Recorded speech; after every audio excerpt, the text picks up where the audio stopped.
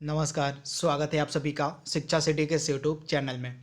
दोस्तों, आज के इस वीडियो में हम कुछ इम्पॉर्टेंट एमसीक्यूज को कवर करेंगे तथा ये जो इम्पॉर्टेंट एमसीक्यूज होंगे ये सभी स्वतंत्रता दिवस पे आधारित होंगी। जी हाँ दोस्तों, इस वीडियो में हम स्वतंत्रता दिवस से संबंधित कुछ इम्पॉर्टेंट प्रश्नों को कवर करेंगे जो आपके आने वाले एग्जाम के लिए महत्वपूर्ण हो सकते हैं। तो चलिए वीडियो को स्टार्ट करते हैं और देख लेते हैं कि कौन कौन से इम्पॉर्टेंट प्रश्न हैं जिनको इस वीडियो में सम्मिलित किया गया है स्वतंत्रता दिवस से रिलेटेड। तो चलिए वीडियो को स्टार्ट करते हैं। पहला प्रश्न है जो आपके एग्जाम में 100% पूछा जाएगा।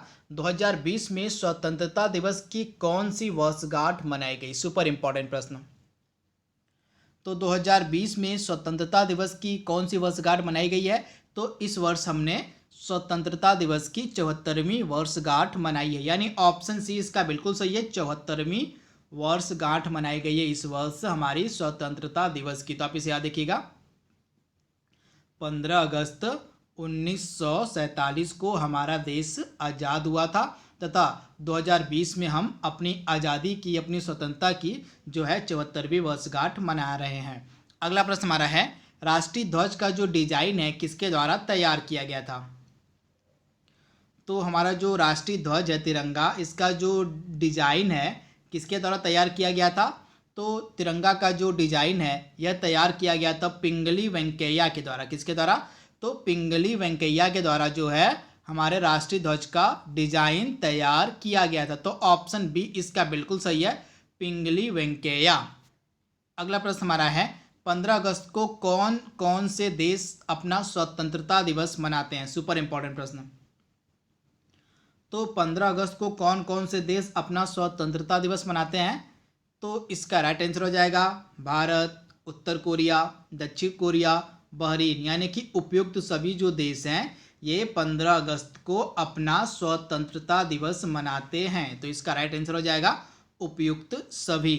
अगला प्रश्न हमारा है, भारत के तिरंगे में चरखे की जगह अशोक चक्र अस्तित्व में कब आया था? काफ़ी इंपॉर्टेंट प्रश्न है।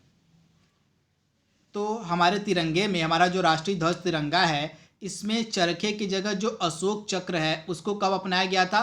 तो 22 जुलाई 1947 को, यानी ऑप्शन बी इसका बिल्कुल सही है। हमारे राष्ट्रीय ध्वज तिरंगे में जो है चरखे की जगह जो अशोक चक्र है यह अस्तित्व में आया था 22 जुलाई 1947 को, यानी ऑप्शन बी इसका बिल्कुल सही है। अगला प्रश्न हमारा है, हमारे राष्ट्रीय ध्वज की लंबाई और चौड़ाई का अनुपात कितना होता है? तो इस प्रश्न का राइट आंसर हमारा क्या हो जाएगा? तो हमारा जो राष्ट्रीय ध्वज तिरंगा है इसमें लंबाई और चौड़ाई का जो अनुपात है यह 3/2 का है। तो आप इसे याद रखिएगा, लंबाई और चौड़ाई का जो अनुपात है हमारे राष्ट्रीय ध्वज का वो होता है 3/2। तो आप इसे याद रखिएगा, ऑप्शन बी इसका बिल्कुल सही है। अगला प्रश्न हमारा है, राष्ट्रीय ध्वज के चक्र को क्या कहा जाता है? आप सुपर इंपॉर्टेंट प्रश्न। तो हमारा जो राष्ट्रीय ध्वज तिरंगा है उसमें जो चक्र होता है इस प्रकार का, उसको क्या कहा जाता है आपसे पूछा जा रहा है। तो हमारा जो राष्ट्रीय ध्वज तिरंगा है उसमें चक्र को क्या कहा जाता है? तो चक्र को हम कहते हैं अशोक चक्र, यानी ऑप्शन बी इसका बिल्कुल सही है। अगला प्रश्न हमारा है, भारत के राष्ट्रीय ध्वज पर बना चक्र कहाँ से लिया गया है? सुपर इंपॉर्टेंट प्रश्न। तो भारत के राष्ट्रीय ध्वज पर जो चक्र बना हुआ है यह कहाँ से लिया गया है? तो सारनाथ के अशोक स्तंभ से, यानी ऑप्शन बी, ऑप्शन ए इसका बिल्कुल सही है। जो सारनाथ का अशोक स्तंभ है यहीं से जो चक्र है लिया गया है। तो इसे भी आप याद रखिएगा, ये भी कई बार एग्जाम में प्रश्न पूछा जाता है। तथा सारनाथ ये जगह कहाँ पे आपको मिलेगी? तो उत्तर प्रदेश के वाराणसी में एक जगह है सारनाथ, तो इसे भी आप ध्यान दीजिएगा। तथा सारनाथ नामक जगह पे ही भगवान बुद्ध ने अपना प्रथम उपदेश भी दिया था, तो ये भी आपको पता होना चाहिए। अगला प्रश्न हमारा है, स्वतंत्र भारत के पहले प्रधानमंत्री कौन थे? सुपर इंपॉर्टेंट प्रश्न। तो स्वतंत्र भारत के पहले प्रधानमंत्री कौन थे?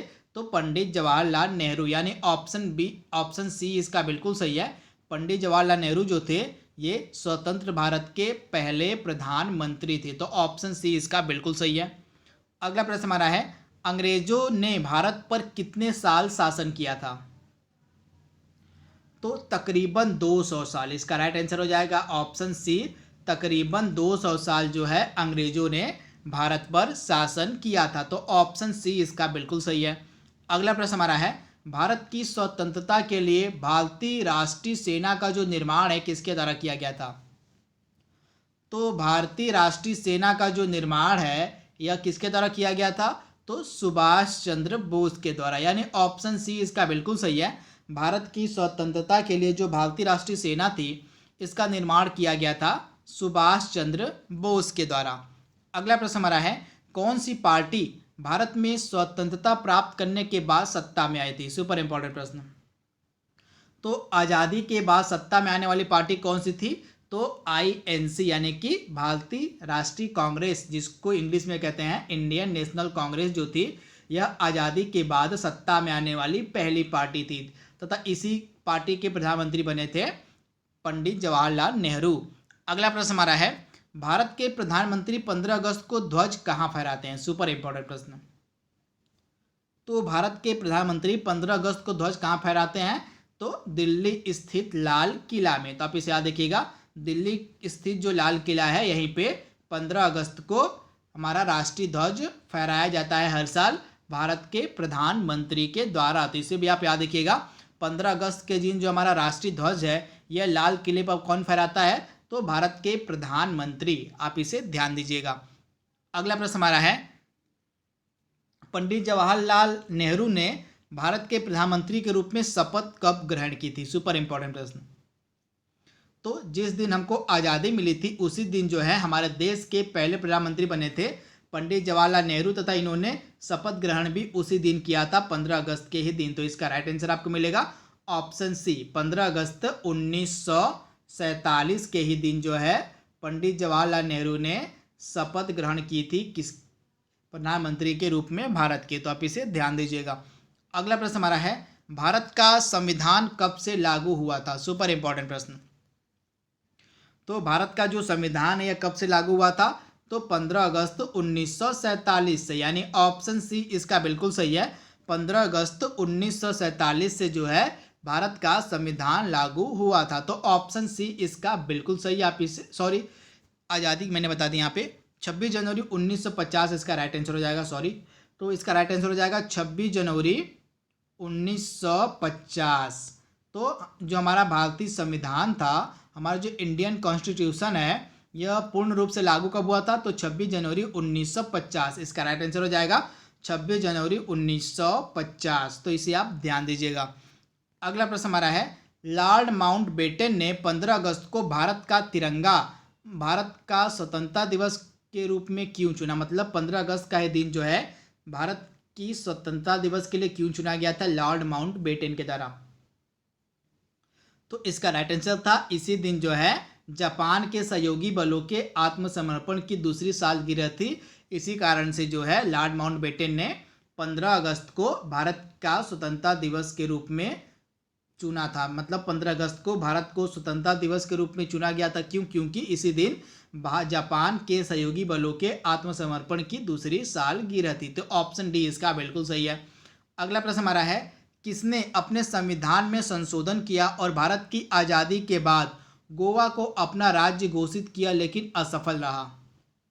तो इसका राइट आंसर हो जाएगा पुर्तगाली। एक चीज़ आप याद रखिएगा, जो पुर्तगाली थे, पुर्तगाली सबसे पहले हमारे देश में आए थे विदेशियों के रूप में तथा ये सबसे लास्ट में हमारा देश छोड़कर गए थे। तो इसे भी आप याद रखिएगा, सबसे पहले आने वाले विदेशियों में थे पुर्तगाली तथा सबसे लास्ट में पुर्तगाली ही गए थे भारत को छोड़ के। सबसे लास्ट में उन्होंने गोवा को छोड़ा था। तो इसे भी आप ध्यान दीजिएगा, सबसे पहले पुर्तगाली आए थे और सबसे लास्ट में भारत को छोड़कर गए थे। ये भी प्रश्न कई बार एग्जाम में पूछा जाता है। अगला प्रश्न हमारा है, पहली बार भारत का राष्ट्रीय ध्वज कब फहराया गया था और कहाँ पे? तो पहली बार हमारा जो राष्ट्रीय ध्वज तिरंगा है यह फहराया गया था 7 अगस्त 1906 को। जगह थी पारसी बागान स्क्वायर, कोलकाता। तो आप इसे ध्यान दीजिएगा, पहली बार जो हमारा राष्ट्रीय ध्वज है यह फहराया गया था 7 अगस्त 1906 को। जगह थी पारसी बागान स्क्वायर, कहाँ पे, किस राज्य में? तो कोलकाता में। तो आप इसे ध्यान दीजिएगा, ऑप्शन डी इसका बिल्कुल सही है। आजकल अगला प्रश्न हमारा है, भारत का अंतिम गवर्नर जनरल कौन था?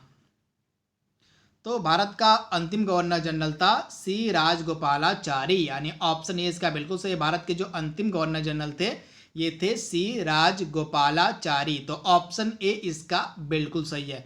तो दोस्तों यहाँ पे हमने कुछ इम्पॉर्टेंट एमसीक्यूज को कवर किया है जो कि आपके एग्जाम के लिए इम्पॉर्टेंट हो सकते हैं, तथा ये सभी जो प्रश्न थे ये कुछ स्पेशल प्रश्न थे हमारी स्वतंत्रता दिवस पे, जो हमारी स्वतंत्रता दिवस से रिलेटेड। आई होप आपको ये प्रश्न पसंद आए होंगे। तो आज के लिए बस इतना ही। Thank you, thanks for watching, thank you.